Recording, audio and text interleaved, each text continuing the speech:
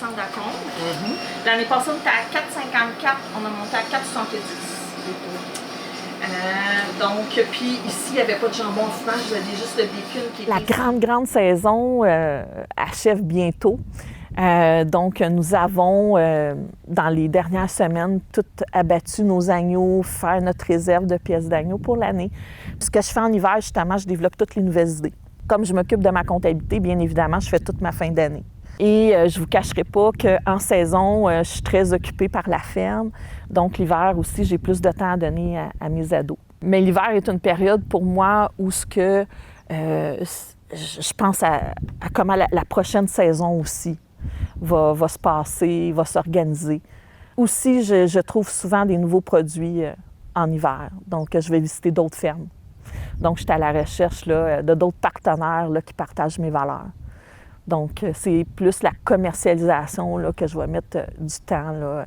Pourquoi j'adore mon emploi, c'est que mon emploi est tellement diversifié. Je ne vois pas mes journées passer, autant l'été que l'hiver. Mon comptoir fermier, par contre, lui, il a le même roulement toute l'année. Tu sais, il est aussi occupé dans le temps de Noël, la Saint-Valentin, tout. Donc, ça, par contre, j'ai pas de basse saison ou de haute saison. Mais quand je dis une autre saison, je veux plus dire l'été quand on a tous nos troupeaux là, en engraissement. Mais, ouais, fait que là, mon début de cocooning s'en vient. Ça va me faire grand bien. Mais je suis déjà très emballée là, de préparer la saison 2025.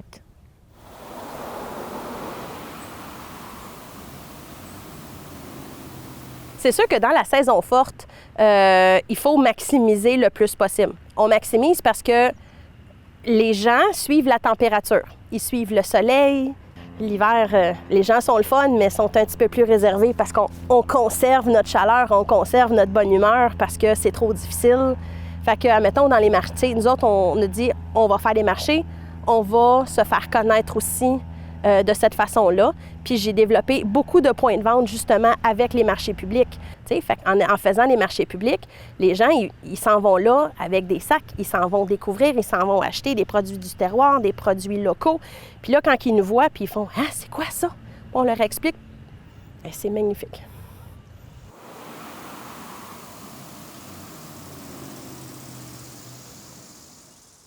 L'hiver, bien, on prépare les dossiers du printemps. On fait la demande des travailleurs. Ça reste que c'est une entreprise, qu'à tous les mois, il y a des choses à faire. Il faut planifier nos récoltes, planifier nos saisons. Il faut faire appel à nos acheteurs, corriger qu'est-ce qui a fonctionné puis moins bien fonctionné. Mais en gros, on travaille peut-être pas 70 heures par semaine, mais on en fait 25-30 facilement, là. Pendant les mois qui sont moins occupés, donc on parle de décembre, janvier, on en profite pour se reposer, oui. On passe du temps en famille parce que l'été, comme c'est une entreprise familiale, on travaille ensemble. Donc on n'a pas de souper le dimanche soir, puis on ne fait pas de brunch non plus le samedi. Donc on profite de ce temps-là pour être en famille. Malheureusement, c'est sûr qu'on parle toujours de la saison d'après. Donc quand on termine une saison, oui, on se repose, mais on est déjà la tête pleine d'idées là, pour la prochaine. Donc, c'est des discussions qui se font là, tout au long de la saison hivernale. Sinon, bien, de base, il y a l'entretien de tous nos bâtiments, de tous nos terrains également. Donc, je dirais qu'on est occupé quand même. On prend du temps, c'est sûr, oui, pour se reposer, mais il y a toujours quelque chose à faire.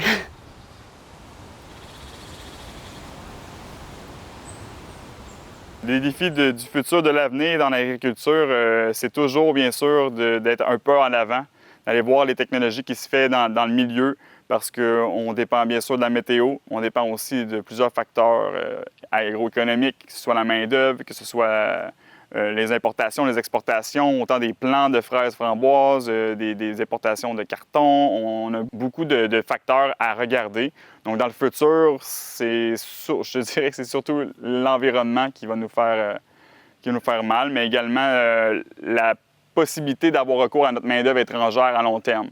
C'est ce qui fait qu'on pourrait ne plus produire de fraises dans un avenir approché. Si on n'a plus la main-d'œuvre pour récolter, puis si on n'a plus la météo qui coopère avec nous. Donc, on essaie de garder ça le plus stable possible dans l'avenir pour être capable de produire à chaque année.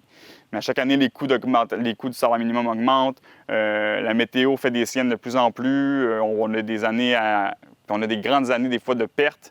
On doit compenser avec 2 bonnes années superbes, mais là, c'est très difficile. C'est vraiment des hauts et des bas à chaque année. Donc, je te dirais que l'avenir, c'est le temps. Donc, on travaille fort pour trouver des solutions pour diminuer un peu l'impact des changements climatiques, puis de la main-d'œuvre également. D'où d'améliorer d'avoir des belles variétés qui produisent mieux, qui ne sont pas trop affectées par la météo, qui se cueillent bien, que ça ne prend pas trop de temps de cueillir, qu'il n'y a pas plein de feuillage, puis qu'on a de la misère à trouver des fraises, ça prend du temps à ramasser. Donc, plus on prend du temps, plus ça coûte cher. Donc, c'est de trouver justement un juste milieu là, qui fait en sorte qu'on est gagnant-gagnant. Mais il y a des grands défis pour la relève qui m'incluent également parce qu'avec comme on dit, les changements climatiques, les hausses des coûts de production qui sont de plus en plus importants chaque année, ça va être de trouver des solutions pour permettre d'avoir dans 10, 15, 20 ans encore des petits fruits là, comme on en a présentement au Québec. Là. Nous autres, on a rebâti l'étable en 1980 parce que l'ancienne étable a passé au feu en 80.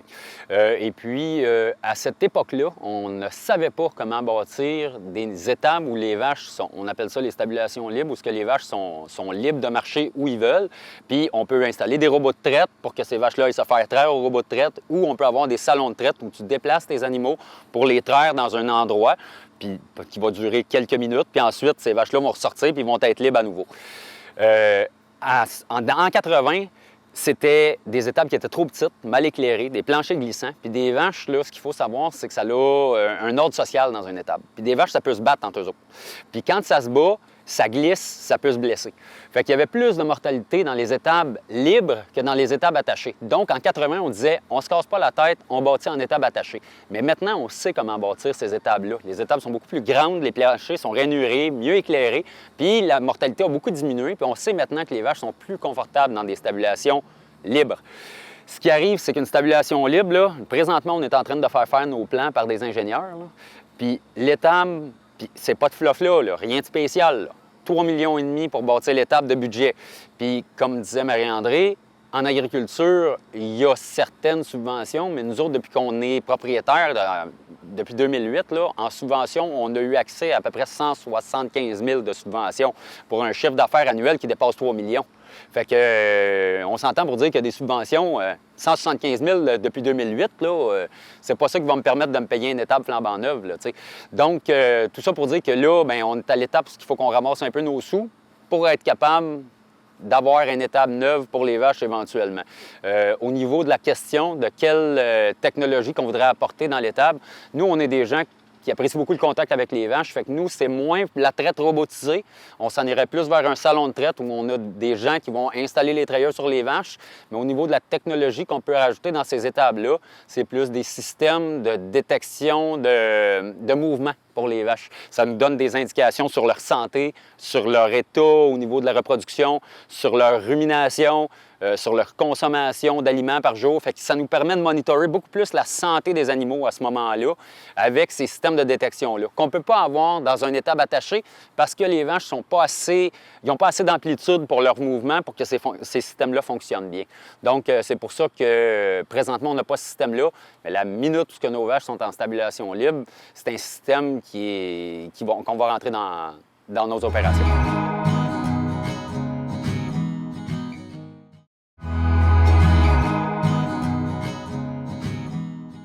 L'achat local est très important à mes yeux.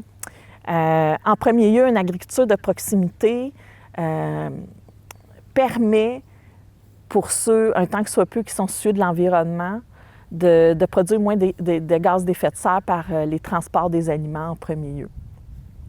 D'un autre côté, ça permet aux clients d'être directement en lien avec le producteur, donc de pouvoir poser les questions. Qu'est-ce que contient le produit? Nous, les clients sont tout le temps contents de voir notre bacon sans nitrite, notre bœuf sans hormones. Donc, les clients peuvent vraiment là, interagir avec nous et avoir l'information qu'ils désirent. De plus, pour moi, l'achat local permet une fraîcheur du produit. On travaille carcasse, On met sous vide frais, on envoie en surgélation, un peu comme du poisson pêché sur bateau qu'on congèle directement sur bateau. J'ajouterais que l'achat local permet de consommer des aliments cultivés sur notre territoire, donc de protéger notre patrimoine gourmand. Souvent, je dis aussi, quand on achète local, il faut plutôt miser sur la qualité que la quantité. Donc, souvent, mes clients vont me dire, écoute, moi, je suis contente de venir ici, tu as des bons prix, tu as des produits naturels, puis j'aime mieux en acheter moins, mais au moins, c'est de la bonne viande. Ça va?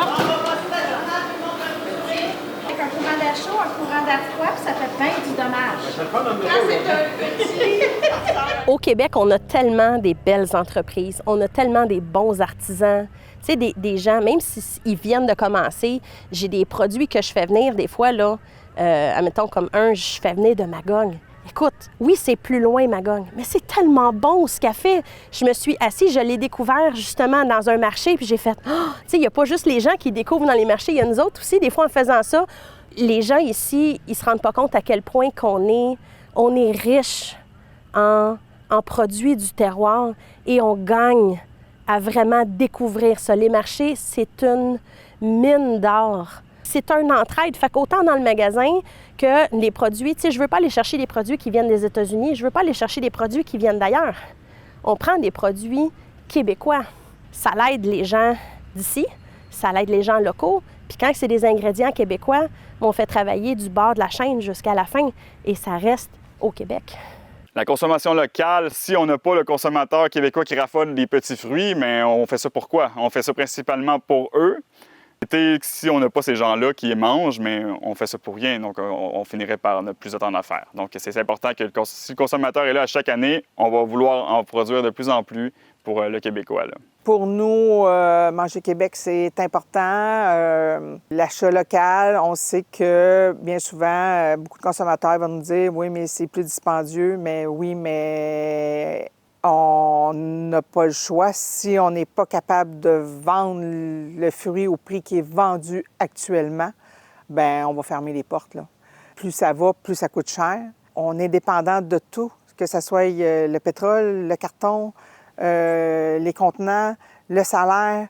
On est touché dans toutes les sphères d'activité. On ne peut pas dire,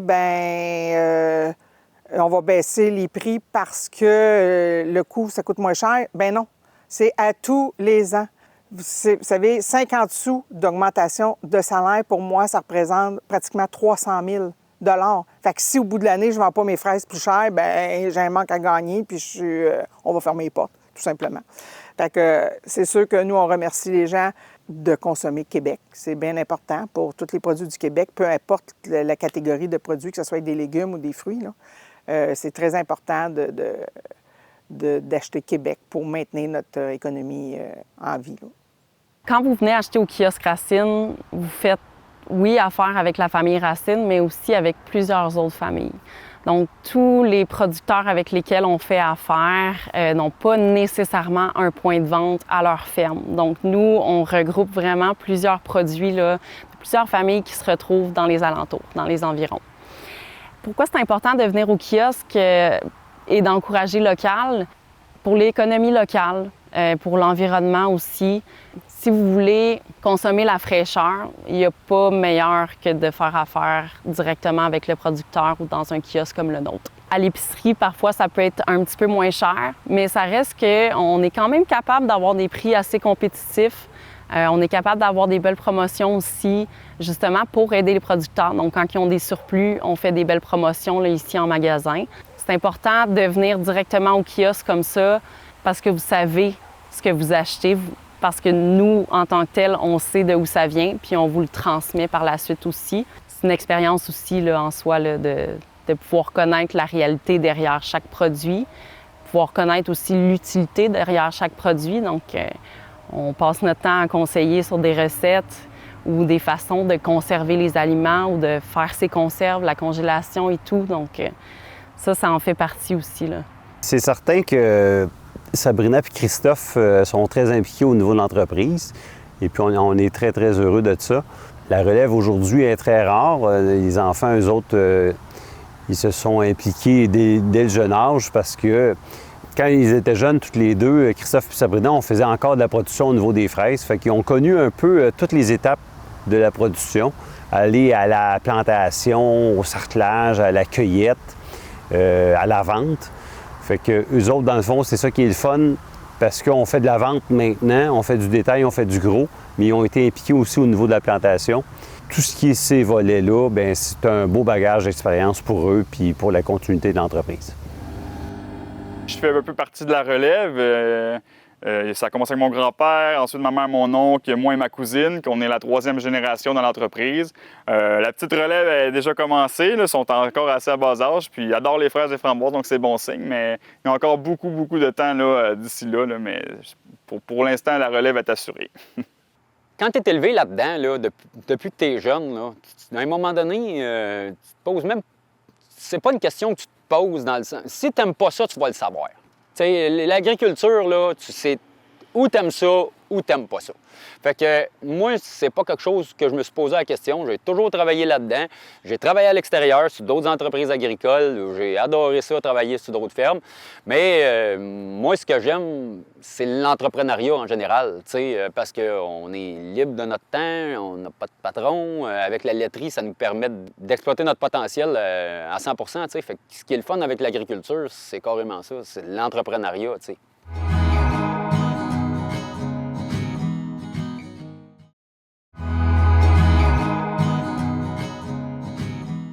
Dans les projets qu'on a à court et moyen terme là, pour le kiosque, je pense entre autres à la cueillette de fraises, l'autocueillette de fraises qui va être disponible l'année prochaine grâce justement au contrat qu'on a avec Éric et Mario Chaumont. C'est sûr que moi, mon objectif à long terme, le kiosque, je le vois vraiment comme une destination agro-touristique. Je veux y voir de l'autocueillette, je veux y voir du magasinage, oui, au kiosque, mais je veux y voir aussi là, une expérience chaleureuse, familiale, et au champ et dans notre aire de pique-nique, autant au kiosque qu'à l'autocueillette aussi. Mes projets futurs, bien moi, ça serait encore plus de personnaliser mon service.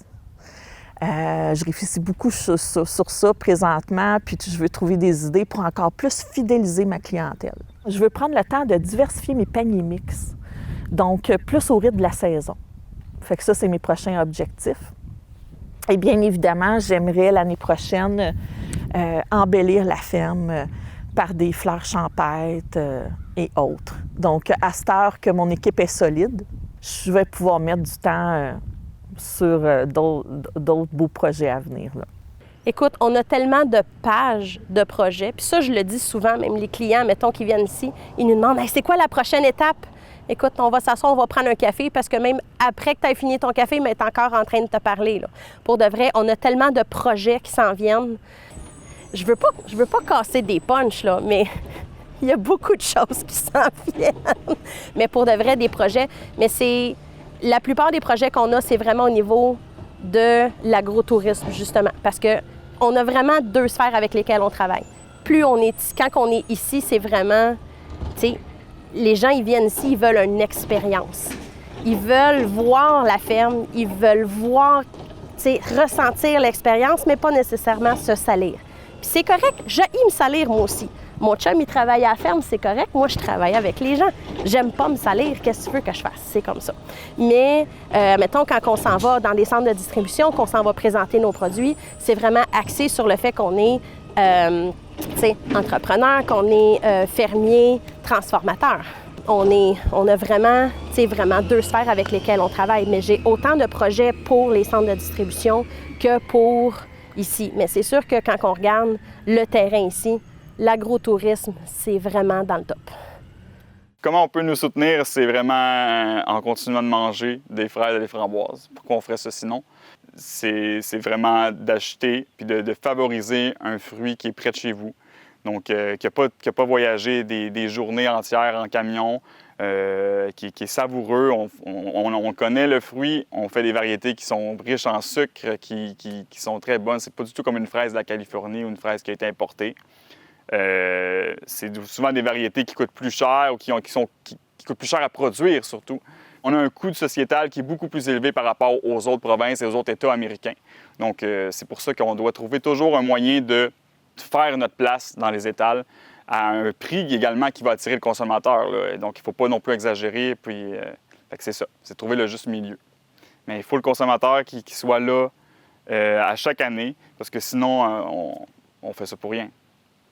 De notre côté, l'agrotourisme représente à peu près 5 de notre chiffre d'affaires, ce qui est quand même important en termes... Ça accapare 70 et plus, je dirais, de mes téléphones au bureau. Mais c'est important, comme on dit, le consommateur veut les fraises. C'est surtout au mois de juin, juin-juillet, quand l'hiver finit, le printemps achève, là, qu'il y a une rage de petits fruits pour les gens. Donc, ils viennent, on offre l'autocueillette de fraises de juin jusqu'à octobre. On a des champs pour venir cueillir. C'est toujours important de téléphoner avant. Et puis, on offre également, toujours, bien sûr, au kiosque, là, on vend des petits fruits également tout au long de l'été, là. Mais oui, c'est important. On pense peut-être améliorer ce créneau-là de notre secteur parce que c'est très important. Puis peut-être avoir plus d'offres à notre kiosque, puis davantage, peut-être même des framboises à l'autocueillette un jour, qui sait. Bien, acheter local. Acheter local, là, c'est toujours mieux. Vraiment, là, c'est une façon de, admettons, on a des posts, partager les posts, d'encourager les gens d'ici. C'est toujours mieux que d'encourager les gens que ça prend 2 semaines à voyager par bateau. Quand il s'agit, mettons, des produits d'érable ou des produits, tu sais, des confitures de ci, de ça, achetez-les local. Achetez-les d'ici. Un beau verre de lait. Écoute, un lait au chocolat de chez nous, c'est magnifique, là. Pendant la saison estivale au kiosque Racine, dans le fond, on peut vraiment venir chercher tous les fruits et légumes. On peut venir encourager différents commerçants là, de Sainte-Anne-des-Plaines également, où on peut venir vivre une expérience complète aussi avec l'autocueillette de tournesol, l'autocueillette de légumes. Et il y aura également notre autocueillette de fraises qui va être disponible à partir de l'an prochain. Je tiens à remercier toute ma clientèle fidèle qui m'accompagne durant ces nombreuses années. Et je tiens à vous annoncer une bonne nouvelle. Grâce à vous, la ménagerie fêtera ses 10 ans l'année prochaine. Et j'aimerais aussi dire que vous êtes porteur de bonnes nouvelles, puisque bien souvent, c'est le bouche-à-oreille de mes clients qui m'apporte des nouveaux clients. Oui, il y a Facebook, mais si vous verrez comment mes clients apportent des amis au comptoir et là, sont tous emballés, je vais te faire découvrir une fermière, des recettes, le comptoir fermier. Bien, c'est tout grâce à vous qui véhiculez mon commerce, ma ferme, qui me permet là, d'en vivre à temps plein.